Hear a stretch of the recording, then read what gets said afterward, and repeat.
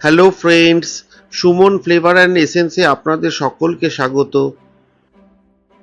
আমার আজকের রেসিপি মটর দিয়ে মাংসের ঘুগনি।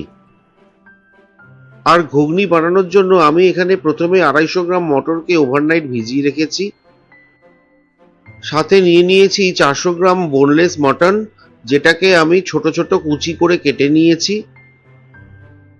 আমি কিন্তু মটন নেইনি, কিন্তু মটন বড় সাইজের নিয়ে সেটাকে কুচো কুচো করে কেটে নিয়েছি। সাথে দুটো মাঝারি সাইজের আলুকে ছোট ছোট ডুমু করে কেটে নিয়েছি। আলু কেটে জলের মধ্যে ডুবিয়ে রাখতে হবে। অন্যদিকে রান্নাটা শুরু করব। প্রথমেই গ্যাসের ওভেনটা জ্বালিয়ে একটি ননস্টিক ফ্রাই প্যান নিয়ে নিচ্ছি। এখন আমি ঘুগনির জন্য একটি শুকনো মশলা বানিয়ে নেব। আর শুকনো মশলা বানানোর জন্য আমি প্রথমেই 4টে ছোট এলাচ ফাটিয়ে নিয়েছি। নিয়েছি 5-6টা লবঙ্গ, এক টুকরো ডালচিনি, সাথে নিয়েছি 3টে শুকনো লঙ্কা, আর সাথে নিয়েছি 1 চামচ গোটা সর্ষে। আমি এখানে কালো সর্ষের ব্যবহার করেছি। তার সাথে নিয়েছি 2 চামচ আন্দাজের গোটা জিরে। সমস্ত মশলাটাকে মিশিয়ে হালকা রোস্ট করে নেব।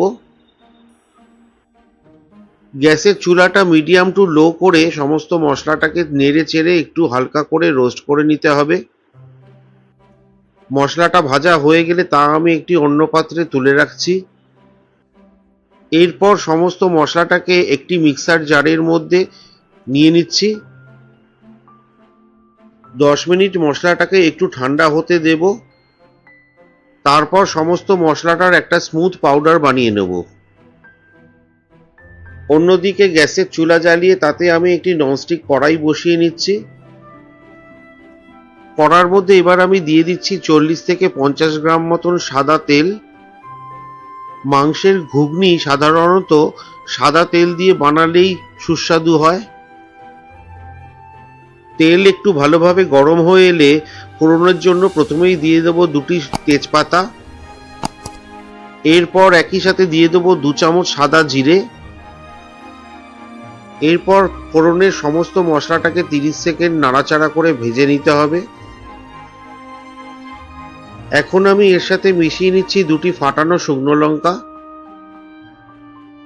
শুকনো লঙ্কাটা একটু ভাজা হয়ে এলে এখানে আমি প্রথমেই মিশিয়ে নেব 1 বাটি কুচনো পেঁয়াজ। এখানে আমি প্রায় 200 গ্রাম পেঁয়াজকে মিহি ও কিমা করে কুচিয়ে নিয়েছি। আপনারা চাইলে পেঁয়াজ বাটা দিয়েও রান্নাটা করতে পারেন, তবে পেঁয়াজ কুচি দিয়ে বানালে ঘুগনির টেক্সচারটা একটু ভালো আসে। এখন আমি এর সাথে মিশিয়ে নিচ্ছি 100 গ্রাম টমেটো কুচি। আমি এখানে 2টি মাঝারি সাইজের টমেটোকে ধুয়ে ভালো করে কুচিয়ে নিয়েছিলাম। সমস্ত মশলাটাকে নেড়েচেড়ে একটু ভালো করে কষিয়ে নিতে হবে। সমস্ত মশলাটাকে নেড়েচেড়ে ততক্ষণ পর্যন্ত কষতে হবে যতক্ষণ না টমেটোটা একটু গলে যায়। এখন আমি মিশিয়ে নিচ্ছি 2 টেবিল চামচ আদা বাটা, সাথে দিয়ে দেবো 1 টেবিল চামচ রসুন বাটা। এরপর সমস্ত মশলাটাকে নেড়েচেড়ে আবারও কষিয়ে নেব। এই রান্নাতে মশলাটা ধৈর্য ধরে যত বেশি কষিয়ে রান্না করা যায় এর স্বাদ ততই ভালো হয়। সমস্ত মশলাটাকে ততক্ষণ পর্যন্ত ভালো করে কষিয়ে নিতে হবে যতক্ষণ না পর্যন্ত আদা রসুনের কাঁচা গন্ধটা চলে যায়। এখন আমি এই মশলার সাথে মিশিয়ে নিচ্ছি 1 চামচ হলুদ গুঁড়ো, সঙ্গে মিশিয়ে নিচ্ছি 1 চামচ লাল লঙ্কার গুঁড়ো, একই সাথে মিশিয়ে দিচ্ছি 1 চামচ ধনে গুঁড়ো, সাথে আরও মিশিয়ে নিচ্ছি 1 চামচ কাশ্মীরি লাল লঙ্কার গুঁড়ো। এখন সবকিছু মিশিয়ে মশলাটাকে আরও একবার ভালো করে কষিয়ে নেব।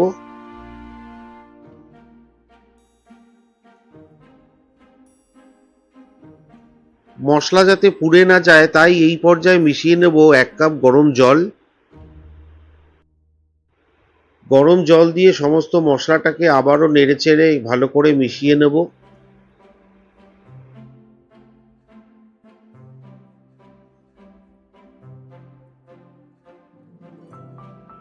এখন আমি আরো 3-4 মিনিটের জন্য মশলাটাকে ভালো করে কষিয়ে একটু ভাজা ভাজা করে নেব। মশলাটা আমার ভালোই কষানো হয়ে গেছে। এখন আমি এই মশলার মধ্যে মিশিয়ে নিচ্ছি 4টে কুচো কাঁচা লঙ্কা। লঙ্কাটা অবশ্যই আপনারা যে যেমন ঝাল পছন্দ করেন সেই অনুপাতে নিয়ে নেবেন। এখন আমার মশলাটা অনেকটাই কষানো হয়ে গেছে, মশলা দিয়ে তেল ছেড়ে দিয়েছে। এই মতো অবস্থায় আমি মশলার সাথে মিশিয়ে নিচ্ছি আগে থেকে কুচো করে কেটে রাখা মটনটা। মাংসের কুচির সাথে সমস্ত মশলাটাও নেড়েচেড়ে ভালো করে মিশিয়ে নিতে হবে। সবকিছু ভালো করে মিশিয়ে আমি আরো কিছুক্ষণের জন্য মাংসটা ভালো করে একটু কষিয়ে নেব।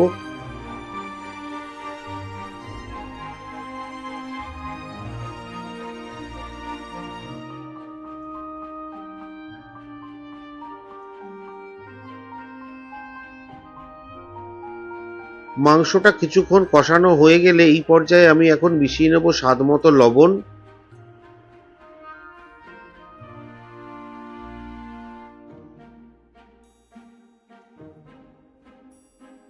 লবণ সমস্ত মশলার সাথে মিশিয়ে মাংসটাকে আরো কিছুক্ষণের জন্য নাড়াচাড়া করে একটু ভাজা ভাজা করে নেব। এরপর মশলা সহ সমস্ত মাংসটাকে আমি একটি প্রেসার কুকারের মধ্যে ঢেলে নিচ্ছি। খুব সাবধানতার সাথে স্প্যাচুলা দিয়ে নেড়েচেড়ে আস্তে আস্তে করে সমস্ত মাংসটাকে কুকারের মধ্যে নিয়ে নিতে হবে, কারণ এরপর বাকি রান্নাটা আমরা কুকারের মধ্যেই কমপ্লিট করব। এখন আমি মাংসের মধ্যে মিশিয়ে নিচ্ছি আগে থেকে ভিজিয়ে রাখা কাঁচা মটরটা। সমস্ত মটরটা মিশিয়ে নেওয়ার পর এর মধ্যে দিয়ে দেবো আগে থেকে কেটে রাখা আলুটা। ডুবু করে কেটে রাখা আলুটা দিয়ে সমস্ত আলু মটর ও মাংসটাকে একবার ভালো করে নেড়েচেড়ে মিশিয়ে নেব। সমস্ত কিছু একবার ভালো করে মিশিয়ে নিয়ে দিয়ে দিতে হবে পর্যাপ্ত পরিমাণে জল। জল দিয়ে কুকারের ঢাকনা বন্ধ করে 4টে সিটি দিয়ে নেব। মোটামুটি 4টে সিটি দিয়ে দিলে মটর, মাংস ও আলু খুব ভালোভাবে সেদ্ধ হয়ে যাবে। এখন আমি কুকারটি ঢাকা দিয়ে আবারও গ্যাসের ওভেনের উপর বসিয়ে দিচ্ছি।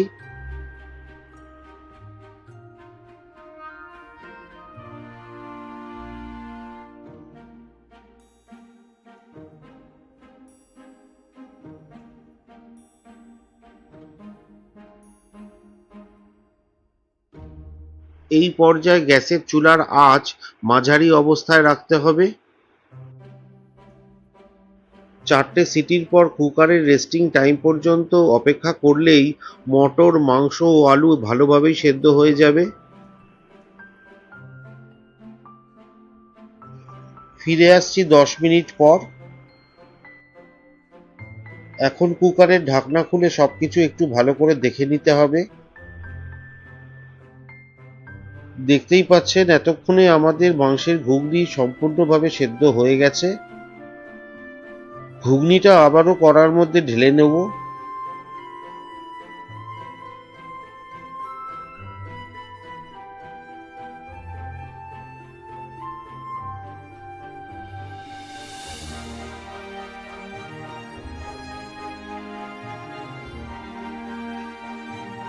সবটাকে নেড়েচেড়ে একটু ভালো করে মিশিয়ে নিচ্ছি।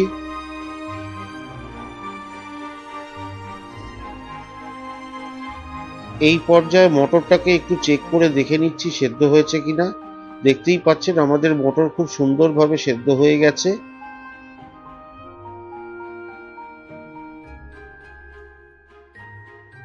শেষ পর্যায়ে এসে ঘুগনির সাথে আমরা মিশিয়ে নেব আগে থেকে তৈরি করে রাখা ভাজা মশলা।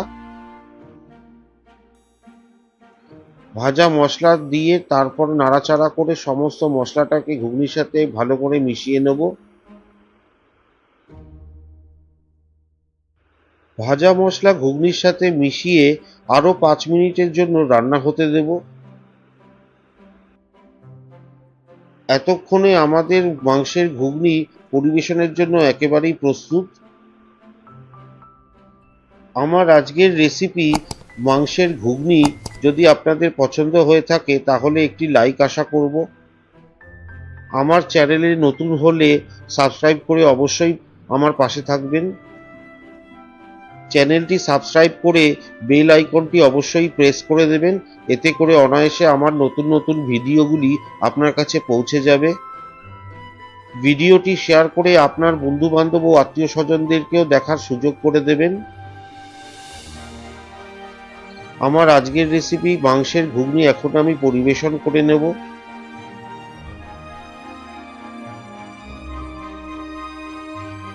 গরম গরম মাংসের ঘুগনি পরিবেশন করার জন্য কিছুটা মিশিয়ে নিচ্ছি আদা কুচি, তার সাথে মিশিয়ে নিচ্ছি কিছুটা পেঁয়াজ কুচি।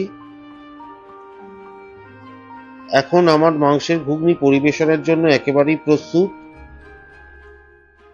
আজ তবে এই পর্যন্তই। এরপর দেখা হবে আবার নতুন কোনো রেসিপি নিয়ে নেক্সট এপিসোডে। আপনারা সবাই ভালো খাবেন, সুস্থ থাকবেন।